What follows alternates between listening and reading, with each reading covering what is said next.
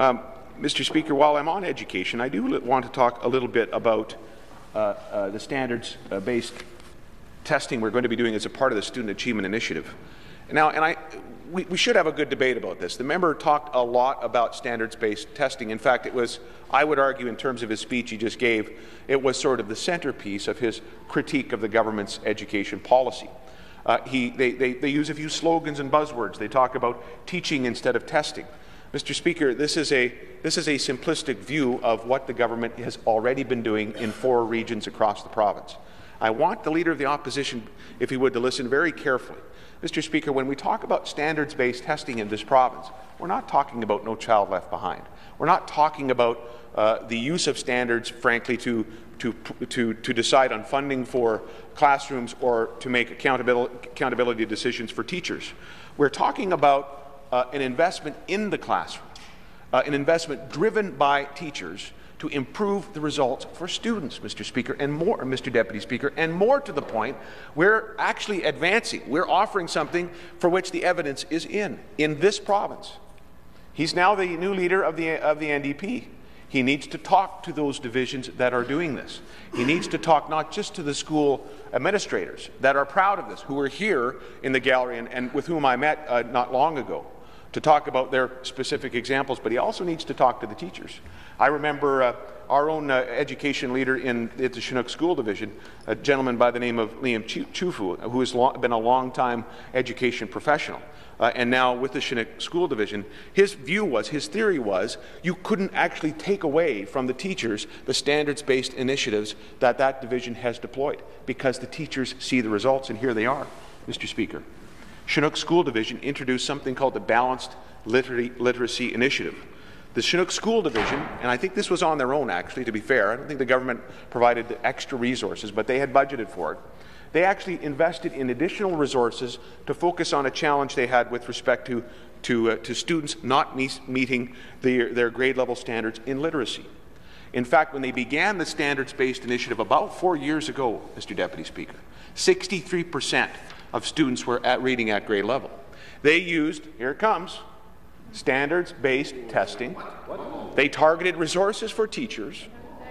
And 4 years later, Mr. Deputy Speaker, the number of those kids, that cohort, now reading at their grade level is up 20-some%. It's up over 80%, Mr. Deputy Speaker. That's standards-based testing. You need to properly resource it. But there's $5.9 million, I believe, in the Minister of Education's budget to do just that, to expand on what's possible to bring that result to all the school divisions. How could you oppose? They do, because it's sort of a dogmatic ideological thing for even the new leader. It's interesting, there's a much younger caucus, new leadership on the front bench, but their ideology is as old and tired as ever, Mr. Deputy Speaker. We just saw it again with respect to private clinics. They refuse to understand that today in the province, standards-based and student achievement initiatives are delivering better results in the classroom. Here's another example. Prairie Valley School Division has seen a year-over-year improvement in 23 of 26 areas, including reading and math, because, Mr. Deputy Speaker, in part because, a significant part of it, is that they're deploying standards-based testing and achievement. They're investing, by the way, they're backing it up with resources in the classroom so teachers can take this information and actually do something with it. That's the point of what we're talking about. We're not just talking about a measure. We're not talking about teaching to the test.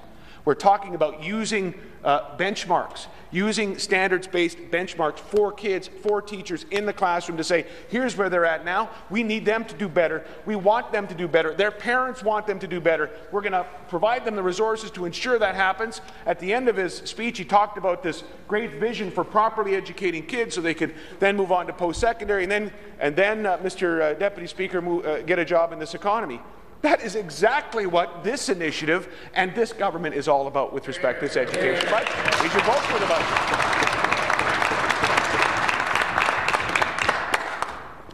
What's happened, Mr. Deputy Speaker, in Prairie Valley exactly? 81% of Prairie Valley students graduate on time compared to 72% province-wide. 23 out of 26 areas, including reading and math, improvement. And Mr. Deputy Speaker, graduation rates there higher than in the rest of the province. What more evidence do they need? to sort of set aside the ideology, to set aside really just their rigid position and their willingness to instead engage in a meaningful debate, to throw out slogans, as the leader of the NDP did in his budget speech.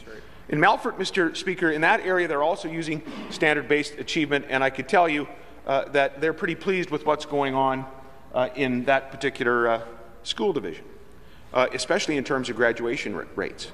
So we're carefully watching what works. The minister, together with education professionals and a panel that includes teachers, is going to bring forward, and this is very much germane to the budget debate, because we've got extra resources in the budget for standard-based achievement, and the Student Achievement Initiative, I should say, Mr. Deputy Speaker. He's going to work with those groups. We have years now to make sure that we take what is working already, support it, and export it to other parts of the province. And I hope, Mr. Deputy Speaker, I hope that this new leader of the New Democratic Party, who should be less encumbered by their old ideological approach, I hope that they will look carefully at the results.